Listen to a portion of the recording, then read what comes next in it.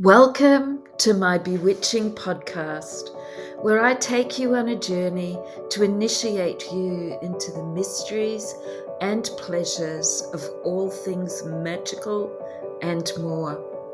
I'm Julie Nelson, Rich Witch, botanical perfumer, astrologer, and creator of the Fragrant Oracle. I'll discuss a myriad of topics passionately on women rising unapologetically, witchcraft, including spells, rituals, insightful astrology updates, and oracle card readings. I'll also introduce you to special guests who share their bountiful knowledge and experience in the art of witchcraft, the intuitive and healing arts, and being wildly unapologetic.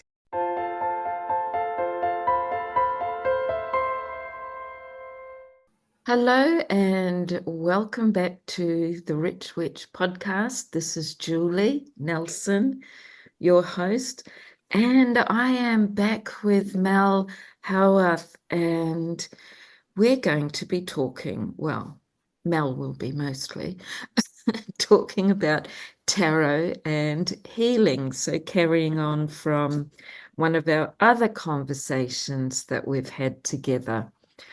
So Mel, perhaps you would like to reintroduce yourself in case we have listeners that haven't listened before. So I'm going to hand it over to you and let you take the lead. And knowing me, I'll chime in whenever it feels appropriate or I can't hold back. Perfect. Okay, so my name's Melanie Howarth, and I am a therapeutic tarot practitioner, which means I read tarot in a very specific way, which is kind of the topic of our conversation today. I do other things. I'm a holistic health therapist, and I do a lot of other types of psychic reading, like I do aura reading and different things. But tarot is my nerdy passion.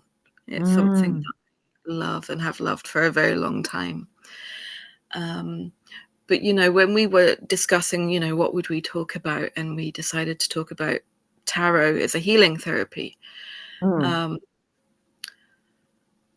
It's because, and this sort of goes back to when we were talking about the dreams, when we did our dream episode. Which was fantastic. So if anybody wants to go back, that's a couple of episodes back. It's the way that our subconscious mind works. It works using symbols, using archetypes. And tarot is such an interesting thing, and there's so many intricacies to it. So although ostensibly it's a pack of playing cards, that's what it was devised for. It was to play games. People have been able to take it and incorporate numerology and astrology and Kabbalah and all these different traditions, and sort of incorporate that into tarot. And tarot is able to fit all these concepts into it amazingly well. And was that part of the original design? Probably not, but it works. And for me, tarot is a story.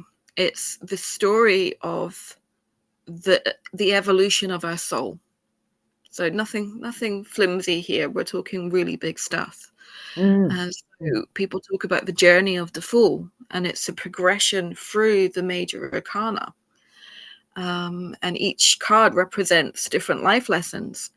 And every card represents all of us at certain stages in our life. And I guess it's a bit like astrology in that way. When you look at a chart, all the signs are in there somewhere. Yes. People say, oh, I'm a Taurus, I'm a Scorpio, I'm a Pisces. But actually, they're all of the signs. Well, we're all of the tarot. And we And so experience all of the signs as we experience exactly, all of the tarot. Yeah. yeah. So we're always progressing through different aspects.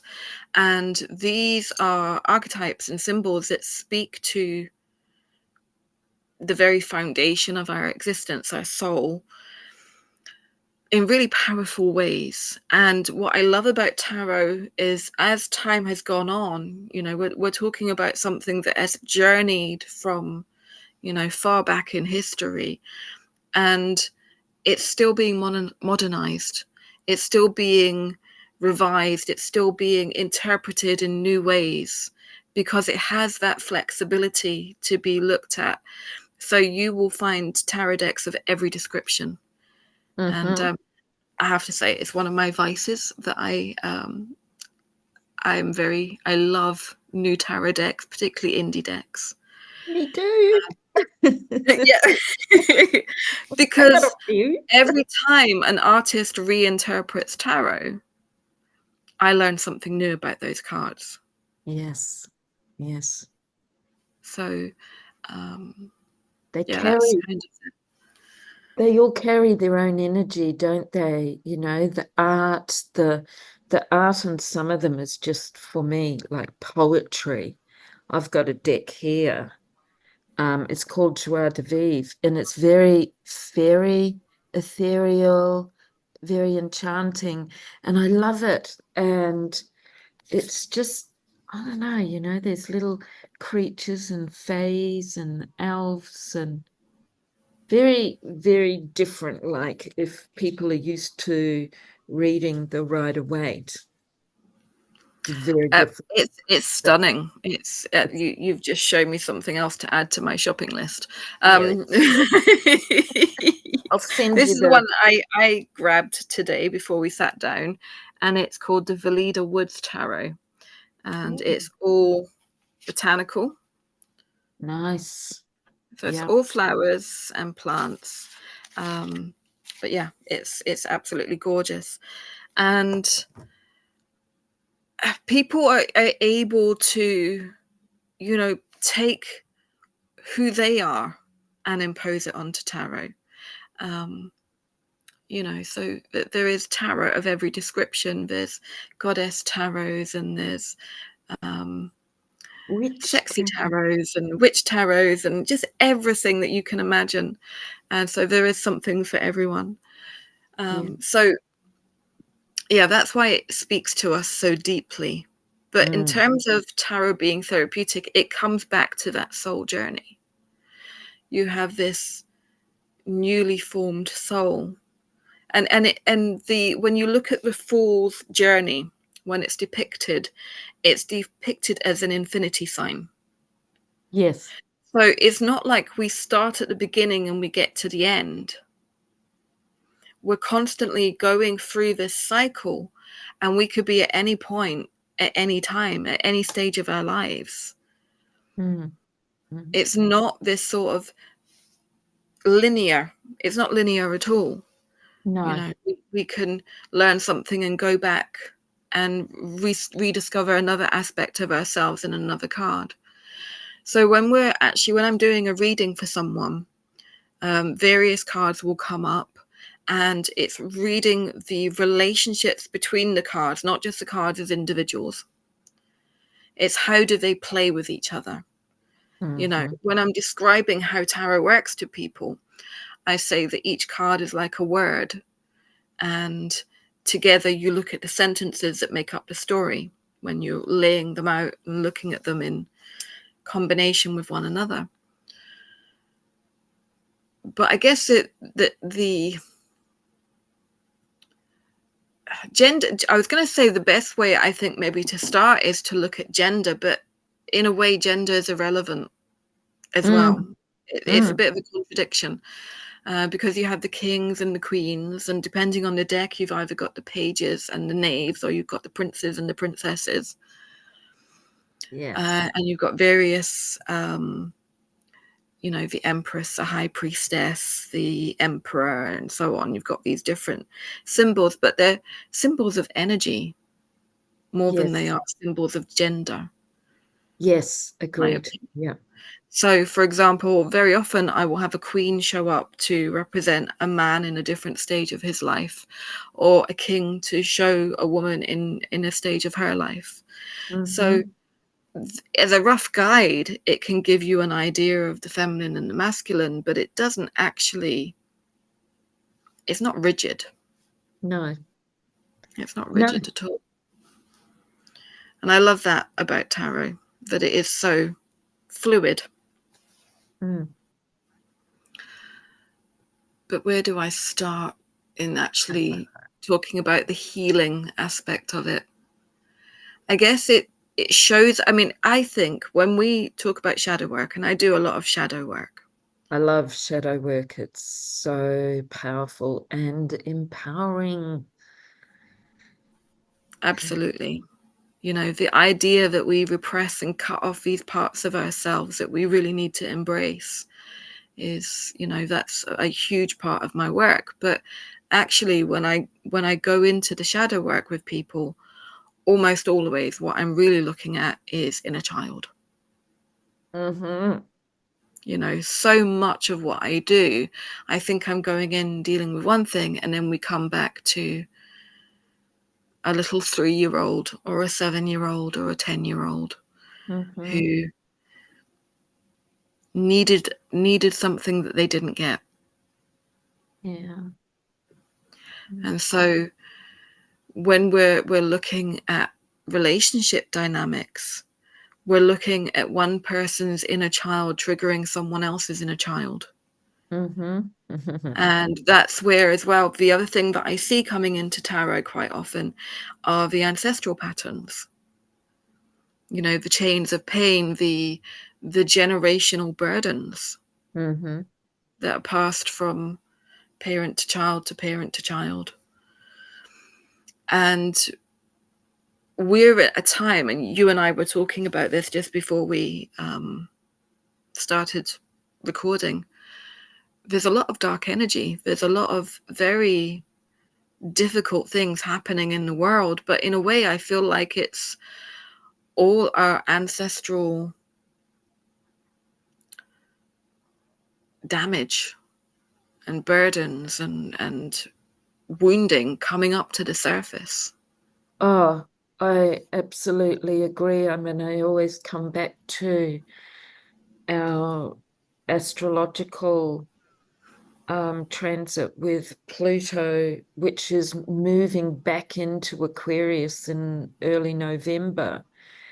And well, I've talked about this many times, and how this is all about the breaking down of old systems to rebuild. And, chaos is happening, the darkness. I mean, Pluto is like and Scorpio, the underworld, and then Aquarius is the forward thinker, and then with that Uranian energy, the revolutionist. And the last time this transit happened was 248 years ago. I think it was 248 years ago, where all the revolutions started. So it's quite, I'm finding it very heavy energy, and it can be quite exhausting to be in it all of the time. And sometimes there is no escape. Yeah. There is no escape. So we can turn to divination such as the tarot to guide us, to perhaps take us on a journey of what we need to be doing for ourselves. Mel, I'm going to hand it back over to you. Yeah. Yeah. I do think that, you know, so often when people reach out to a psychic, it's Mm, because they're in a relationship jam. You know, mm, they're having trouble with a partner or maybe a family member, and they're like, I don't know what to do. Let me have a reading. And on the surface, it's about their dynamic with this other person. But when you go in deeper, it's really about their relationship with themselves. Absolutely, for sure. And all of their values and boundaries or lack of, and their self-worth and self-love, and yeah, layers and layers. Well, for boundaries. Well, actually, let me put it a different way. My brain is sparking off in different directions as we're talking. Um, but I want to say first, when you take the court cards, and people get very stressed when they're learning to read tarot, they get very stressed about the court cards because court cards are the royal families of the different suits. And sometimes they are people, sometimes they're aspects of the person that's having the reading. Mm-hmm. Sometimes they are more to do with qualities or messages, and discerning what does this card mean in this context can be quite tricky, but I have noticed patterns. But when you talked about boundaries, I thought of one of my favorite cards, and that is the Queen of Wands. Because what I find is that when she comes up, what we're looking at are boundaries, that it's time to get assertive, that it's time to start putting down boundaries. And people misunderstand what boundaries are. People think boundaries are saying, I will not allow you to do this thing. Mm-hmm. This thing that you do is unacceptable. And it's not that at all.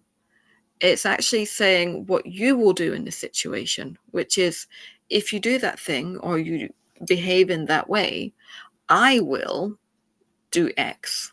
Absolutely. I will leave the Absolutely. situation.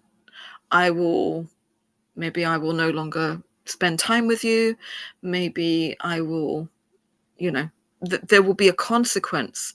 But it isn't about trying to control the other person's behavior. Well, It's you actually can't. a boundary for yourself as to what you will allow and how you're loving yourself. Yes. And absolutely honoring ourselves. And so, yes, it's about making choices. Yes. Putting in boundaries is about making choices, and we can't control another, but No. we can choose to make certain decisions to create healthy boundaries.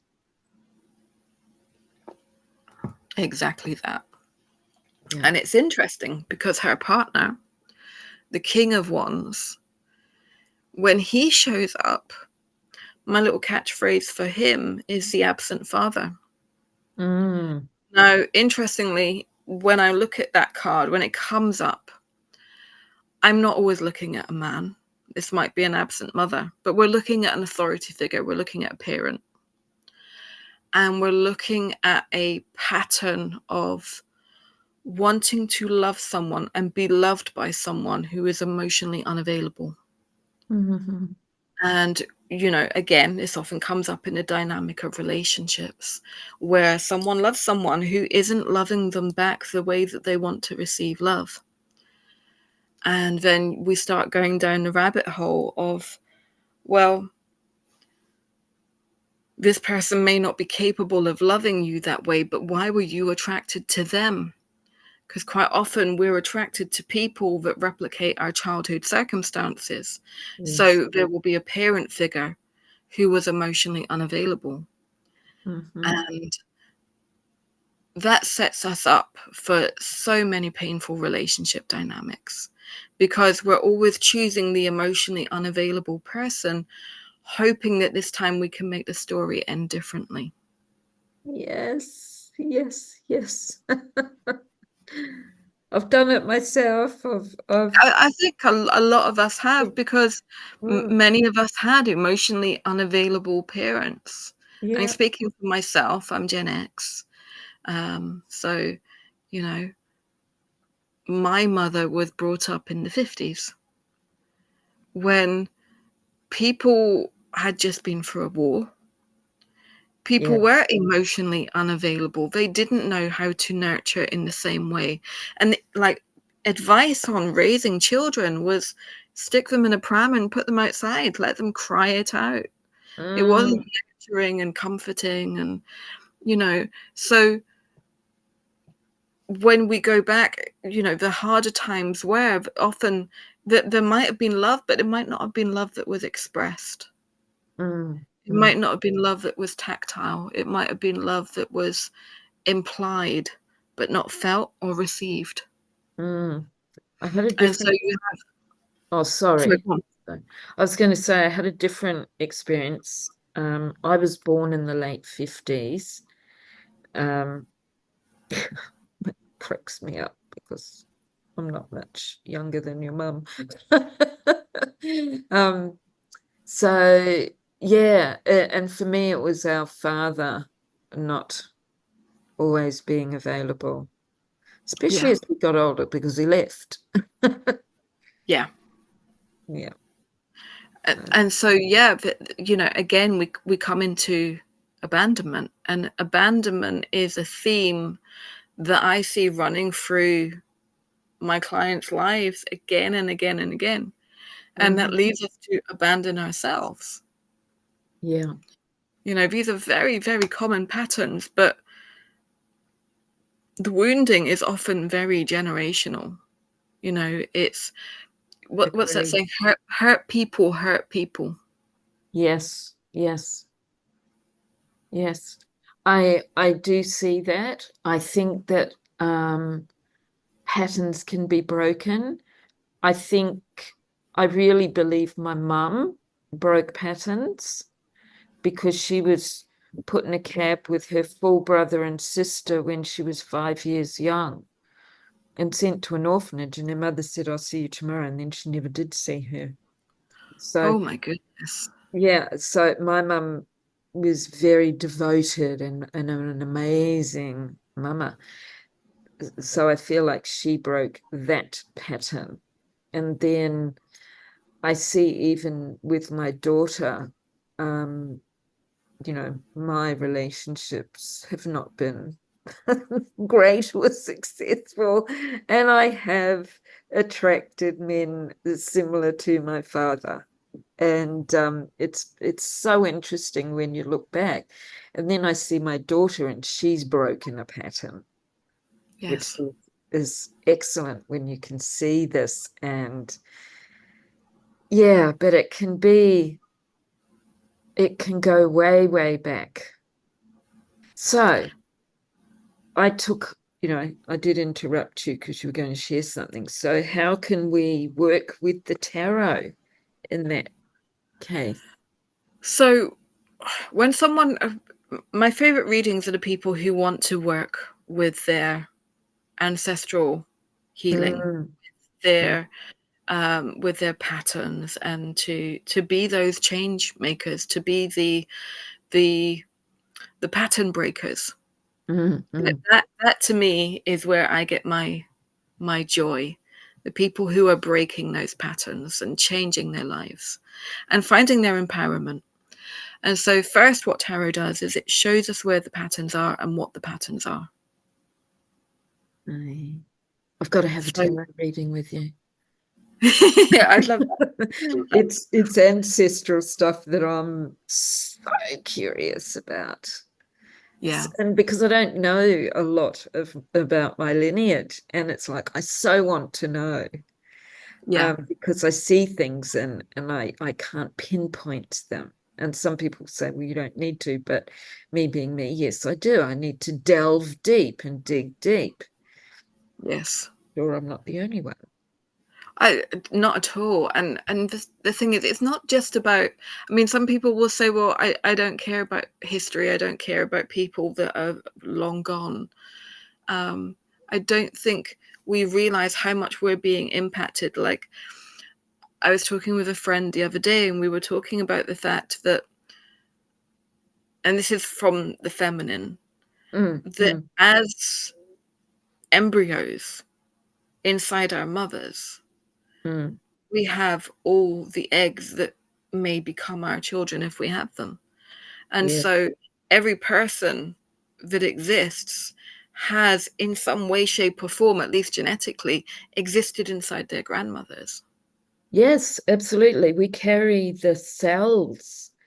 of our mother and grandmother. Yes.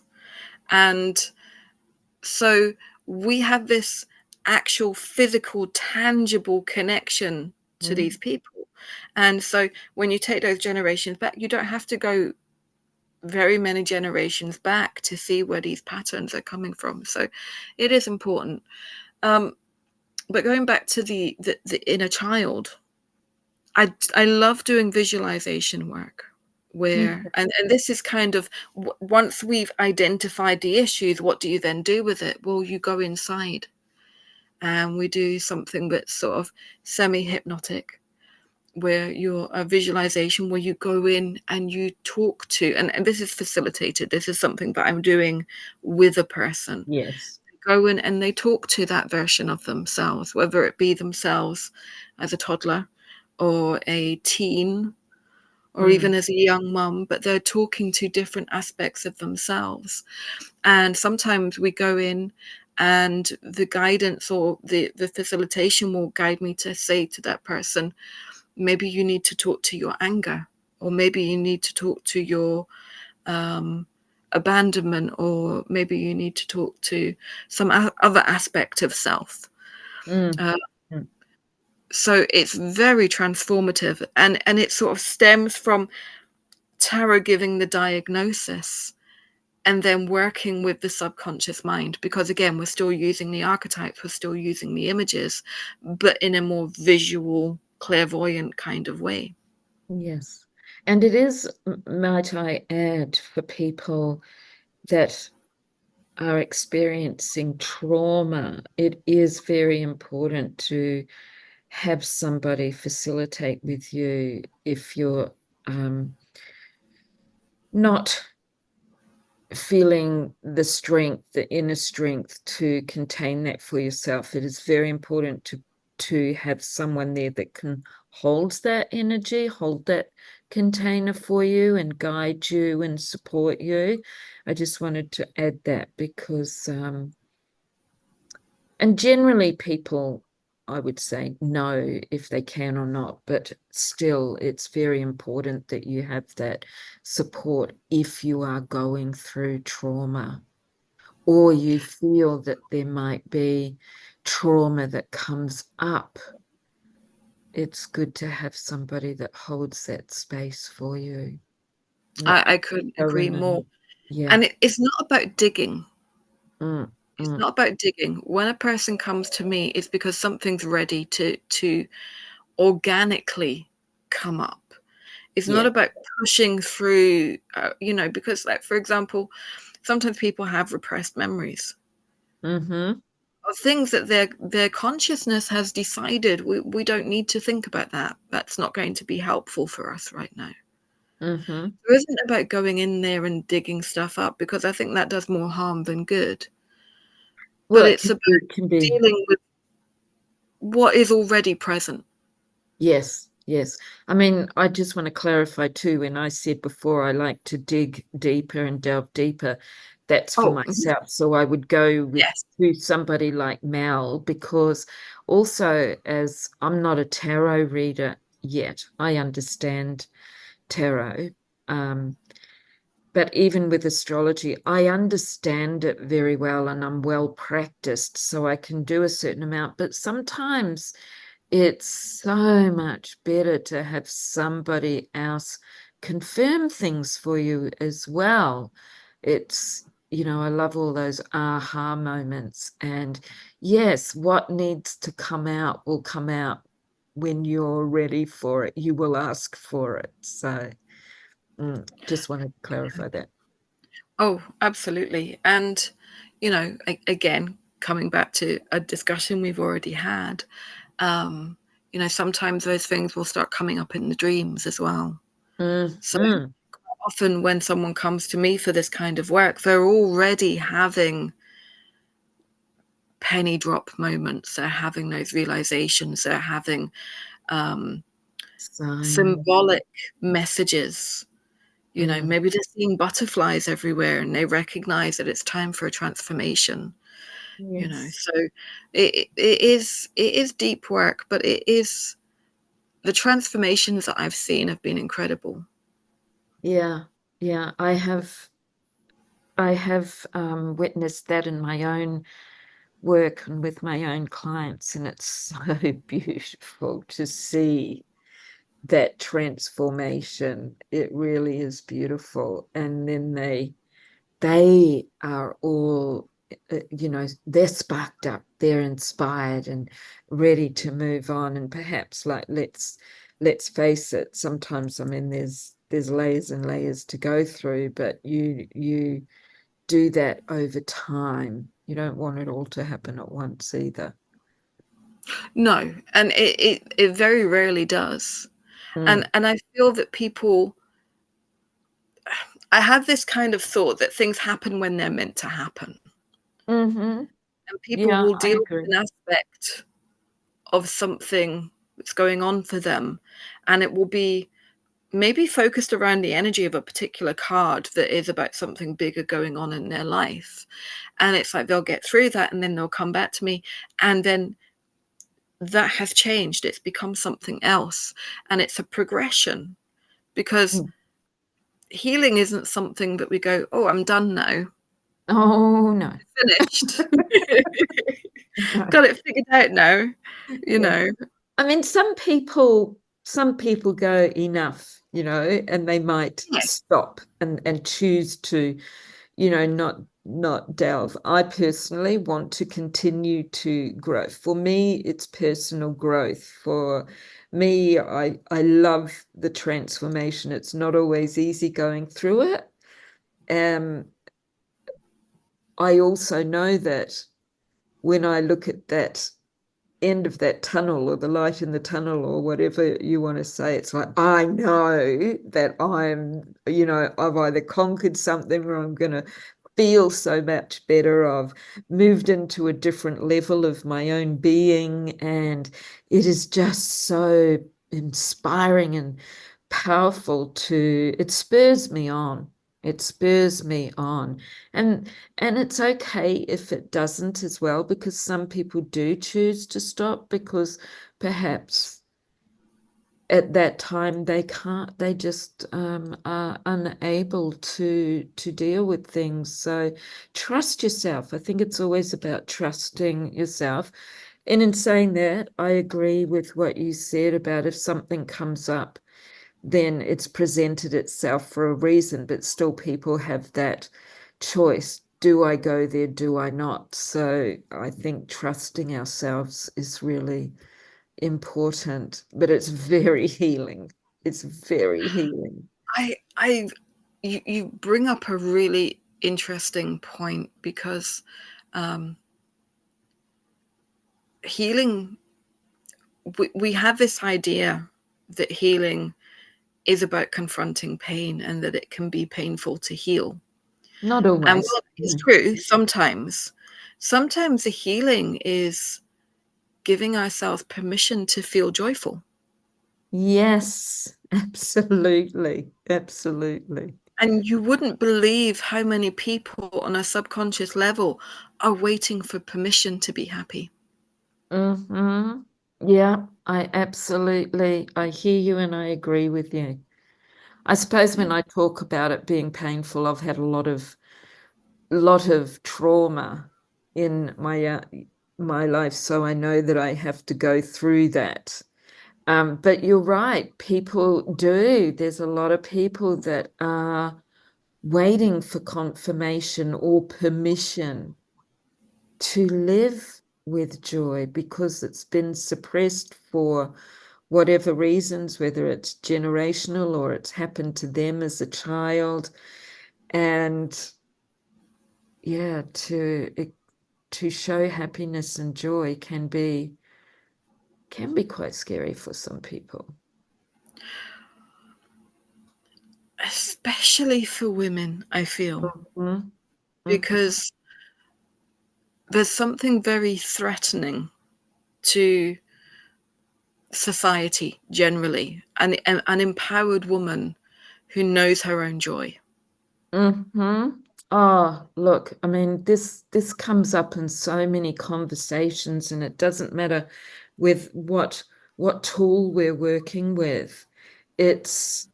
And let's face it, well, I personally work only with women, and inner healing and self-love, and it is because we've been suppressed, I mean, from the beginning of time. And I've talked about this with other people in podcasts, where it's been a constant battle for many women to be able to show up, to be able to have a voice, to be able to be seen, because there's been generations, thousands and thousands of years, hundreds of decades, whatever, of just being shut down, kept quiet, because we how can I articulate this? We can be thought of as a threat. We're not a threat. We're only a threat to those that know that we're powerful beings, and that we do have a voice, and that we are ready to stand, and we are able to be unapologetic. So I'm going off on a different tangent, but I think it's important because it keeps coming back up. It is an absolute theme in all of the podcasts that I've done unintentionally. And we have to look at that. And again, delving into the tarot for this, it's like, what is it? And we know, or sometimes we don't. But it's, yeah, very powerful, that inner healing, and with women. Because can I say something? And I might, and I'm not here to judge, and I'm not upsetting people, but there's something that keeps coming to my mind. And I did get passionately ranty about this the other night, because I was actually concerned when I was at a gathering, and there was some women, and they were all comparing the medications they were on for ADHD. Now, I'm not saying it doesn't exist, but it takes me back to the 50s, where women were put on antidepressants, hallucinogenics, and because, they were always told they were hysterical. And especially after having children, and, they'd break down and they'd cry, and, nobody understood why. That, the hormones were going crazy, and our life had changed, our priorities changed, everything changed. We didn't, sex wasn't a priority, when you had children. It was a chore. And now I see this happening with ADHD in women. And as I said, I'm not saying it isn't real. What I'm saying is I'm seeing a repeating pattern here of toning down women. Now, I know that a lot of the women I have spoken to have said everything's clicked into place for them. They understand why they feel crazy or overwhelmed. But I'm thinking, this again to me is another band-aid, and I believe that we can do better. And again, dare I say, we live in a world where it's easier to pop a pill. Am I the only one that sees this happening with women, where once again it's like women are suddenly being diagnosed with something? And I'm not saying it's not real, because it's real. But do they need to be put on some of these medications like Ritalin and that are really toxic? They make you sick. So am I the only one seeing this? Probably not. And it's a really interesting thing for me, because I'm almost certainly neurodivergent, and I can see the family pattern. Yeah, and me too. My daughter has diagnosis as well, and I was very anti medication, because like you, I came from a holistic background. My training is in holistic therapies. And so that kind of, even though I'm a complementary therapist, which means I work alongside allopathic medicine, I Yes, have a yes. Okay. preference for what I see as being natural. Yeah. And so I was very sort of anti the idea of medication. But someone close to me, she was diagnosed and she took the medication, and she actually went through a period of grief, of a realization of how much easier it was when all the background noise went away, and how different her life would have been had, because we're talking about someone who was in their 40s. It's like, had I had this support and this diagnosis when I was X age, how different would my life have been? It was actually a grieving process. And so I think it's a little bit more nuanced, because that did change my perspective on it. Yeah. But And I it's, also think no, go on. it comes back to what we were talking about the genetics of trauma. Yeah. That our brains are shaped by our circumstances, by our treatment, by our it's not just DNA. And okay, this is going to sound a little bit garbled because I know what I'm trying to say, but to articulate it is a little complicated.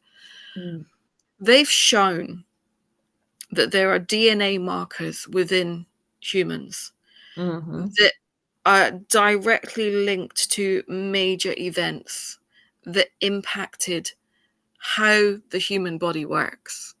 So, for example, in the study that I read, they were looking at DNA markers in the Irish population that would have gone through the Irish famine, and they were also looking at descendants of slavery. And this was affecting everything from fat distribution to stress responses, that these were actually, this genetic DNA was responding to trauma and then being passed on to the next generations.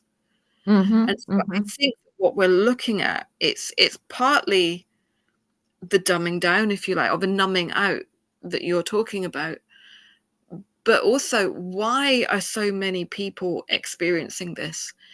It's those Yeah, genetic and yeah, trauma. and that's my question, and let me also be very clear that I think there is a place for both natural and allopathic. I'm not against pharmaceuticals. My daughter would be dead without them.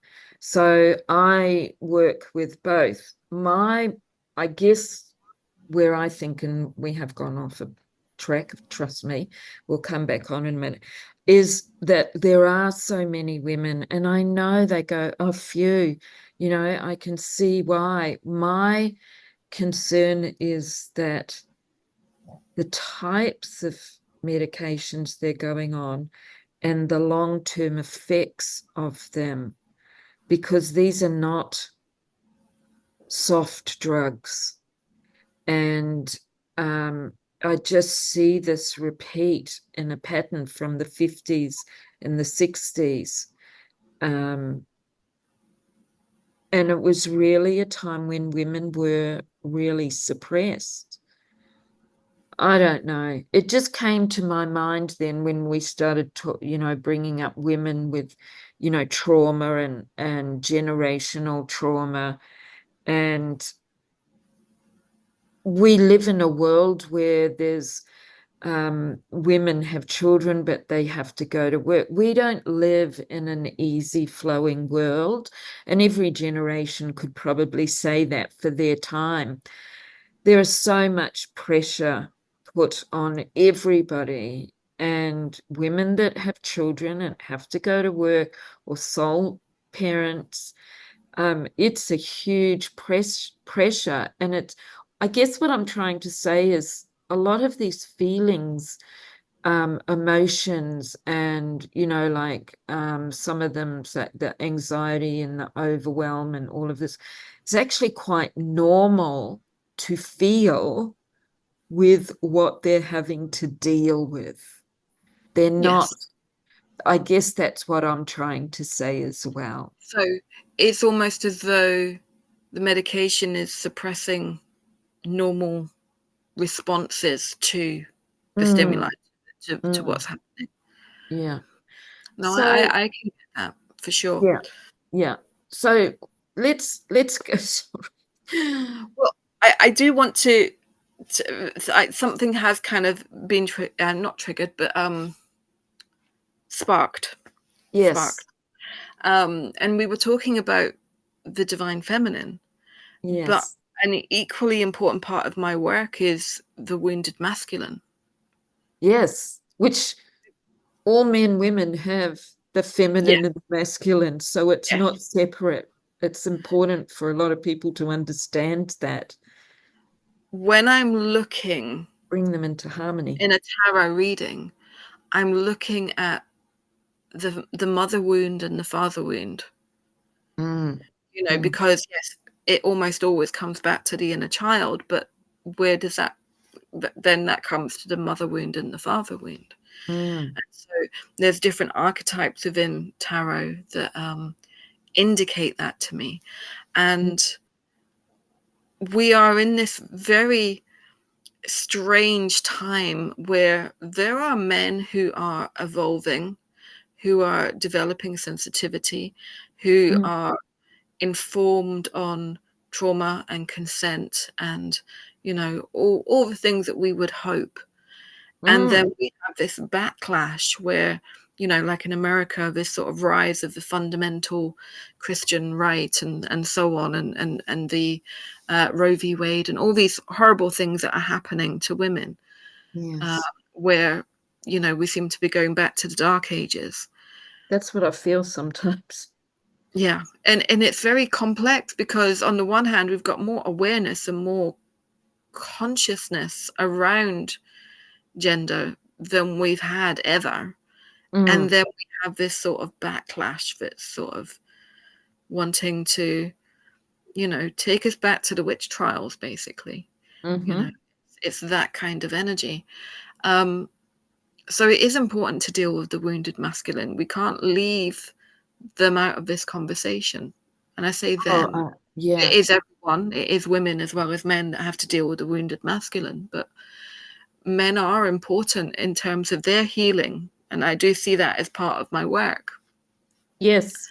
And it's not about, also when I often speak about patriarchal systems, it's not necessarily about men, it's about systems that no longer work for us in our modern world that were once created by whomever. And so it's important for people to recognize and understand that as well. That when women like myself, we talk about the divine feminine rising, or bringing harmony into the feminine and masculine, because I don't think it's possible to always balance it, but we can weave it together and we can harmonize it.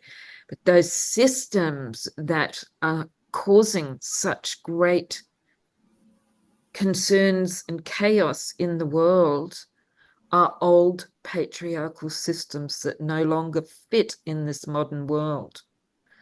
I couldn't agree more. I think that men are as harmed by patriarchy as anybody. Yes. And And it and wasn't, when we have this conversation, when we talk about patriarchy, a lot of people don't understand, that it sounds like male bashing or blaming men for all the ills of the mm, world. And that isn't it at all. It is recognizing that we're out of balance. mm-hmm, There isn't. absolutely. And this brings me back to tarot and the wounded masculine, because what I'm looking at is the hurt inner child. We're Yes, looking at the little boy who is desperately trying to get a father's approval. yes, And yes, how was that approval won? It was by denying the feminine inside themselves. Oh, yes, they weren't allowed to cry. They weren't allowed to show weakness. They weren't allowed to complain. I mean, absolutely. There's a lot of wounded men and also men in this modern time that really don't know their place. They're We confused. even raise, I say we, this is a collective we. I don't Mm, actually have mm, any boys to raise. But mm. men are often raised without emotional literacy. They're not even Yes, given the words to express, how do I feel? yes. So when I have these cards laid out in front of me and I'm talking to a man about his deepest feelings, it can be very overwhelming. Mm-hmm. Mm-hmm. But one of the big cards, so I'm going to bring it back to specific tarot cards. I often have he's known by different names. Sometimes it's a pope, sometimes it's a high priest, sometimes it's a hierophant, but it's all the same card and it's the same energy. And really, more so than any other card in tarot, the hierophant represents patriarchy. Mm, mm, And it's about perfectionism. It's mm. the idea of perfectionism, an impossible of doing everything that you can to reach an impossible target. And so it leads to people always feeling like a failure. Yes, yes. And also with the Hierophant, there's this overlay of judgment and criticism. And it's constantly pointing the finger and saying, you did this and you did that and you are bad. Mm, Um, but then it's also turned in on self. And so there's, when I see the Hierophant come up, I know I'm dealing with someone who has issues around perfectionism. mm, And that perfectionism probably arose from trying to get validation, external validation from mhm. an unloving parent. And that there is a very well developed inner critic operating within that person. Yes, I see that. Yeah. And so it might show up as imposter syndrome. It might show Mm-hmm. up as um, feelings of shame and self-loathing. Mm-hmm. That there's, and then obviously there's also that association with spirituality. So then we get religion and religious trauma coming in. Mm. Uh, so this is another thing I want to say. Every single card in tarot, you know, there's so many layers. There's so much depth. Indeed, there is. The same with astrology. How deep Yeah. do you want to go? Yeah, exactly. How deep can but it's almost a bottomless pit of depth. Mm-hmm. So on the surface, it's people associate what we do as divination as fortune telling. Mm. But Yes. actually, it's so much more than that, because we're actually helping people see their patterns, their soul work, their blueprints, their Mm. trauma, their healing, their path to empowerment. Yes, through archetypal energies, as I like to say with astrology, and because the cycles, they're forever changing. And so we're seeing patterns, we can see patterns, and that gives us the opportunity to shift them, break them, change them, and heal through those wounds. Mm, Well, this is another fascinating thing for me. So the card that I just talked about, the High Priest, mm, and I use the different names interchangeably because yeah. um, for me, the astrology sign that represents that card, and this is not traditional, and I've talked about this before with you, is Virgo. Yes, yes, And the figure that represents the epitome of patriarchal systems is represented by Virgo. Isn't it you know. interesting? Because I see Capricorn as that. Yeah.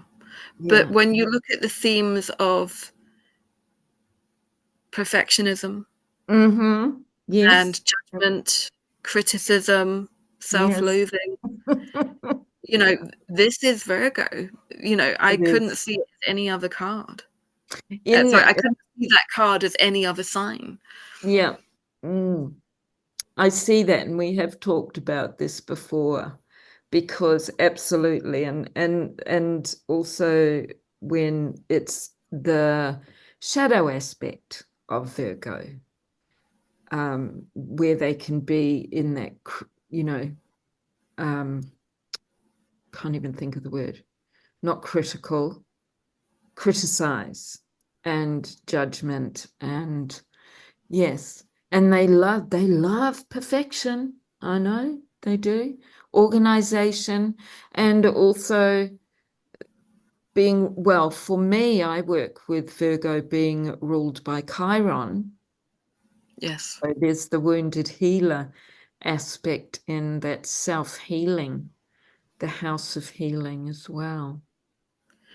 But Yeah. when we look at patriarchy, Mm, it is about judgment. It is about criticism, perfection, mm, mm, control. It is about, underlying patriarchy, there's a deep sense of shame. mm-hmm, mm. So yeah, I do. I find all these different layers just so incredibly Oh, fascinating. fascinating indeed. It absolutely is. And believe it or not, we've been speaking for an hour, and I know we went off track. I'm really, really good at it. I say this all the time, but things come up and I think, why not flow with it? Because they're interesting topics. And I do want to make it really clear, with me bringing up about ADHD, that I'm simply concerned about it, and how I think a lot more research needs to be done on treatment for it. That's all I'm It's going to a say. legitimate concern. And, so for example, one of the things that I'm taking and that my daughter has is lion's mane. Oh, I love lion's mane. I've actually got some fresh lion's mane in the fridge. Oh, wow. Okay. That's cool. Um, but, there are other approaches. But actually, I mean, this is maybe a conversation that could go into another deep dive, but Mm, what is disability? And for me, I would prefer to take the social model of disability rather than the medical idea of disability. yes. Our society needs to change. Mm, Would ADHD or autism or similar neurodivergence be as disabling if society was inclusive and supportive and different? I love it. Yeah, absolutely. I hear you, and I agree. I agree. And things need to change, as we They, know. they really do. So, for me, just to sort of round up tarot as a healing therapy, Mm, it takes us to our core. mm, It cuts through all the surface stuff and goes mm. right to the heart of the problem.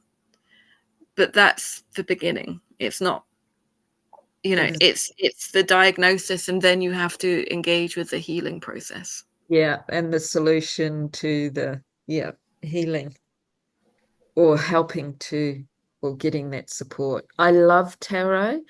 I really love the major arcana, and probably because I understand the major arcana more so than the suits, but it is a fabulous tool. I do love bringing it into my own work for myself. I'm not good enough to read for other people, but hey, we can't all be good at everything. But I'm going to get there. I've studied it so many times. Well, I'm happy to help you on that journey. Yay, Absolutely. yay. And if anybody would like a reading, Mel's details, contact details will be in the show notes. And she really is gorgeous and knows her stuff. I've had many a conversation and been in many a chat room with Mel over the last few years. And yeah, it's again beautiful to have you on, Mel, and thank you. And I can't wait for another conversation with you. Oh, thank you so much for having me, because I love our conversations. I always have. Me And too. Me we too. never know where we're going to end up. And that's the beauty about the Rich Witch podcast. I'm not a structured person. I do try sometimes, but it's like, fuck it. Just let's go with the flow. See what happens. I just can't work any other way, or I choose not to. All right, to our listeners, thank you for being here, and be sure to love us up, comment, follow, share, you know the drill, and we'll see you again, or you'll hear from us again on the next podcast. Bye for now.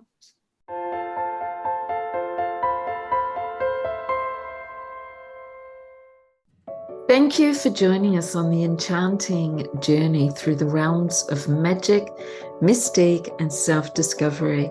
I hope you enjoyed our time together on the Rich Witch podcast, where we delve into the depths of witchcraft, astrology, and the unapologetic rise of women.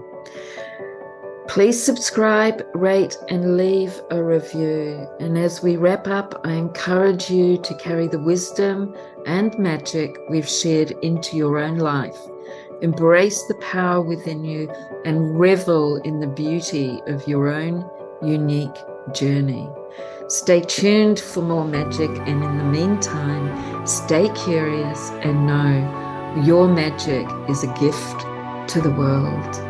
Blessed be, beautiful ones, and remember, the magic is always within you. This is Julie Nelson, signing off.